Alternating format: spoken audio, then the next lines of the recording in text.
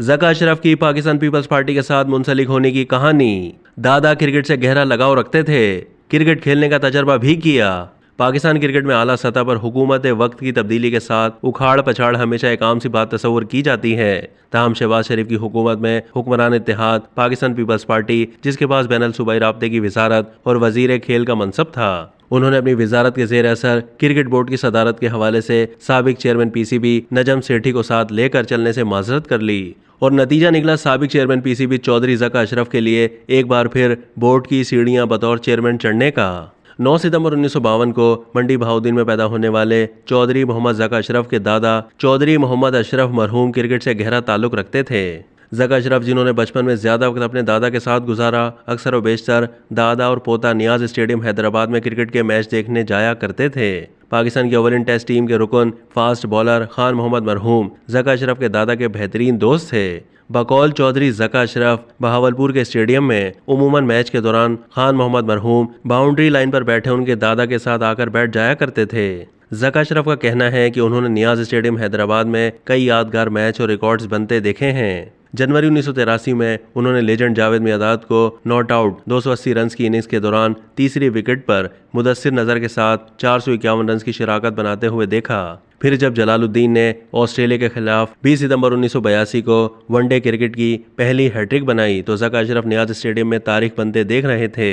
ज़का अशरफ को क्रिकेट से लगाव तो अपने दादा की बदौलत हुआ, अलबत्ता स्कूल की हद तक उन्होंने क्रिकेट खेलने का तजर्बा भी किया, लेकिन वालिद के कारोबार के सबब फिर वो अमली ज़िंदगी में ज़्यादा मसरूफ़ हो गए। पाकिस्तान पीपल्स पार्टी के साथ मुंसलिक होने की कहानी का खुलासा करते हुए ज़का अशरफ का कहना है कि सिंध के बड़े ख़ानदानों के लोगों के साथ अक्सर व बेशतर उनके वालिद उमूमन शिकार पर जाया करते थे, जहां उनकी दोस्ती पाकिस्तान पीपल्स पार्टी के बानी जुल्फ़िकार अली भुट्टो के साथ हुई, जिन्होंने सियासी पार्टी बनाने के बाद वालिद साहब को अपने साथ काम करने की ख्वाहिश का इजहार किया।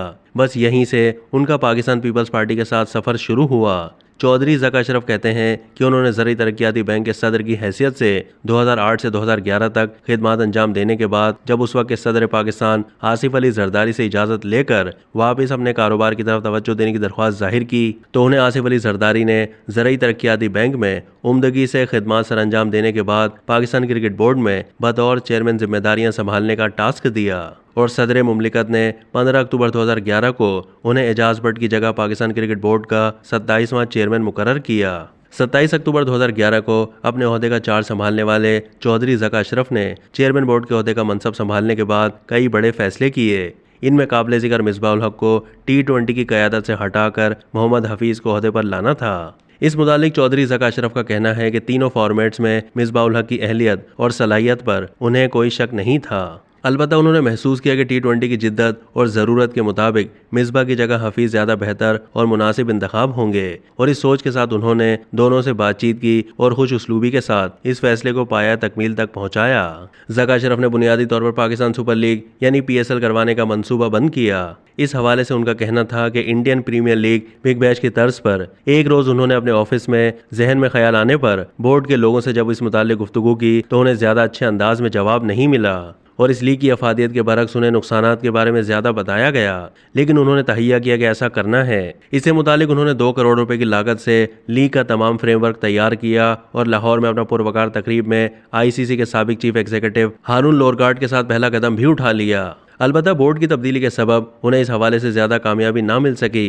ज़का अशरफ के इस इनकलाबी फैसले को अमली जामा नजम सेठी ने पहनाया और उन्होंने पाकिस्तान सुपर लीग का वो काम कर दिखाया जिसके मुतालिक बोर्ड में ज़्यादा आगे बढ़कर काम करने की हिम्मत ना थी। ज़का अशरफ नजम सेठी के इक़दाम को सराहते हैं, अलबत्ता उन्हें अफसोस और दुख इस बात का है कि नजम सेठी ने नए सिरे से सारे काम किए और उनके किए गए फैसलों के बरक्स अंदाज में पाकिस्तान सुपर लीग की शुरुआत की। उनका मौक़िफ़ है कि भले नजम सेठी मुझे क्रेडिट ना देते, लेकिन हमारे अधूरे काम को आगे बढ़ाते तो पाकिस्तान क्रिकेट का सरमाया बचता और काम तो वो भी पाकिस्तान क्रिकेट के लिए कर रहे थे और नजम सेठी ने भी पाकिस्तान क्रिकेट बोर्ड के लिए ही किया।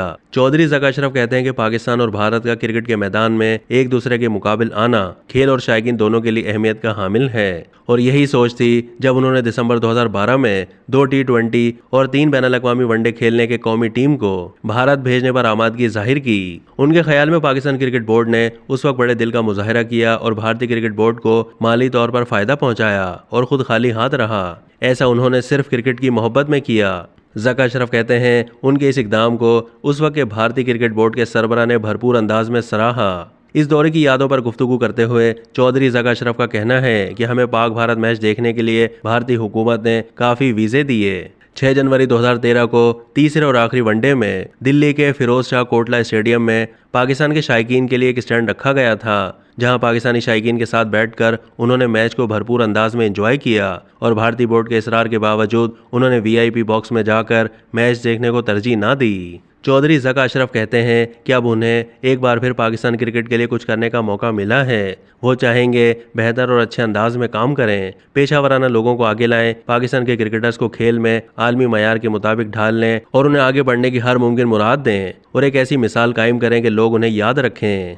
अब तक के लिए इतना ही। मज़ीद मालूमात के लिए डेली जंग के यूट्यूब चैनल को सब्सक्राइब कीजिए।